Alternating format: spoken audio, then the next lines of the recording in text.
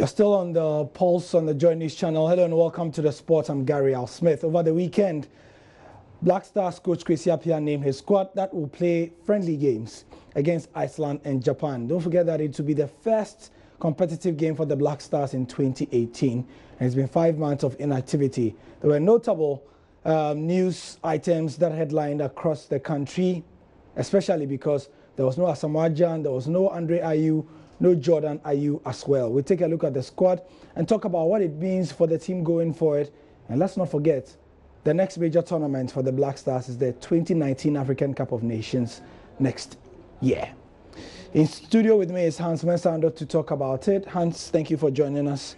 What was your first reaction when you saw the squad? Well, I mean, in some ways I expected the names that he put out there, except for the conspicuous absence of Jordan Ayew, if you like. I mean, when the squad for the Black Stars is about to be named, you expect certain names to be there, based on certain factors. One being... So, goalkeepers, Richard Ofori and Lawrence Ati Ziggy. You see there, Kwesi Appiah decided to go with 2 goalkeepers this time round. In terms of the defenders as well, there's Lumo Agbenyanu, Andy Yadom, Joseph Atamalawe, Rashid Sumaila, Nicholas Opoku, and Kasim Nuhu. So, 6 defenders named, and then for the midfielders, Isaac Saki, who's not been in the team for a long time, Efri Akwa, Thomas Partey, Thomas Ajipong, Anampoma Albertadoma, and Edwin JC. So a lot of these names very recently,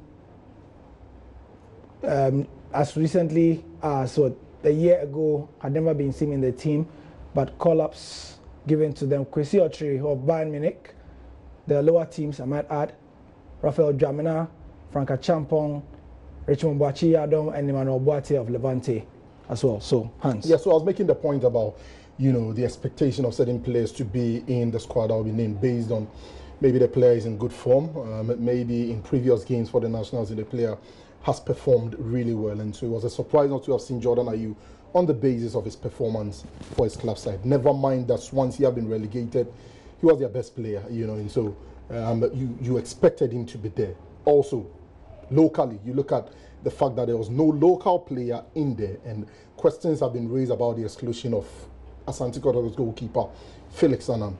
He's been in superb form. He's been Asante Kotoko's best player this season. It speaks volumes about how good he's been, and so you expected that he would have been named as part of the team that will be playing those two friendly games, but he's also been excluded. You also notice that there is no Harrison Afful and there is no Jonathan Mensah as well. So maybe we'll have to wait and get further explanation as to why certain players have been omitted, but it's obvious that the coach wants to take a look at other players as well. I was coming to that point that, I mean, despite the omission of some of these players who some would say had a good season or have been good so far in the lead up to this naming of the squad, couldn't there be a reason for Kwesi Appiah to say that, you know what, yes, I know some of these regulars are around, but I don't have a lot of games to prepare a new team, to watch new players, so maybe let me give the opportunity to these guys who can make a mark and give me something to smile about. Absolutely. Again, you have to, you know, admit and understand that the team is in transition. I mentioned the other time the fact that Asamoah Gyan is probably the only remaining player from our first World Cup appearance. And for me, personally, I think that after 2019, we might not be seeing him any longer. You can also mention the team from the Under-20 World Cup winning squad in 2009, Andre Ayew, Jonathan Mensah and co. 4 years tops, they'll be out of the Black Stars. So any coach at this moment in time has got to be looking at other younger players to step into the shoes and then carry the team forward. So yes, he's taking a look at other players. Nana Mpoma, for instance, is one player that he brought in during the qualifiers. I think that our final game against Egypt. And up until the point where he got injured, he had given a good account of himself. Didn't really see much of him, and so he's probably brought him back to see a bit more of him and make a decision on him.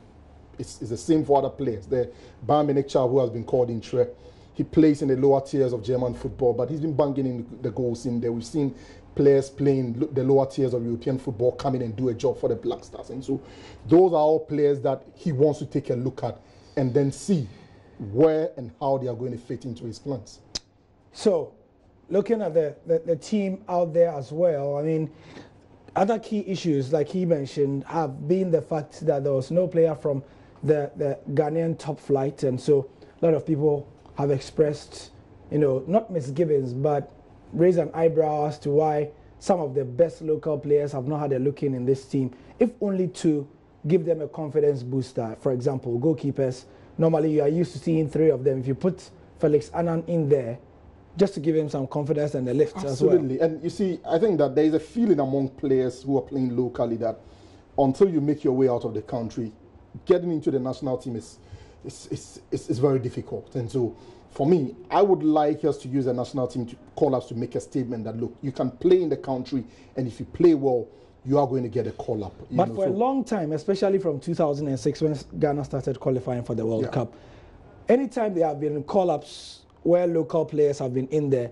it's been largely tokenistic. You know, it's just been cosmetic. Oh, the token local player, then they take... Just because people are going to raise issues. You could close your eyes and you knew that, oh, this local keeper is going to be there.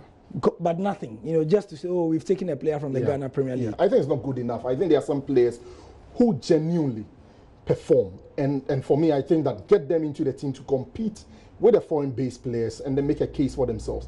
Let's also use it to make a statement, like I said, to the local players that you can play in the country and get a call-up into the national team. We've seen 1 or 2 players who, you know, play locally, get a call-up, go there and perform. And it becomes an avenue for them to, you know, get through to Europe, if you like. And so let's encourage the local players. Let's use the Black Stars, those who are good enough.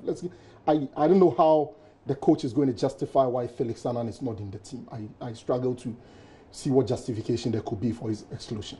So, as we wait for the friendlies against Japan and Iceland, don't forget those 2 countries are going to the World Cup, and both countries have African teams in their respective groups, and so they'll be using Ghana as a test case scenario, if you like, to be able to check out how they fare ahead of the tournament, which begins on the 14th of June. Thank you, Hans, for your analysis. And we'll be back later to give you what's trending around the world, especially as teams are naming World Cup squads left, right, and center. Just to give you a gist on myjoyonline.com, Argentina have named their squad, but there's no Mauro Icardi, there's no Enzo Perez in there, and the talking is going to begin. Belgium have also named their squad. There's no Raja Nainggolan. Seems that Roberto Martinez, the coach, has not been a fan of the player, the AS Roma player, and it has been no surprise as well. Spain have also named their squad. There's no Marcos Alonso, there's no Cesc Fabregas, there's no Hector Bellerin, but it's a very, very deep squad, and you struggle to find weaknesses. We'll see all the total squads on myjoyonline.com, but if you want to see it on television, please join us at 8:30.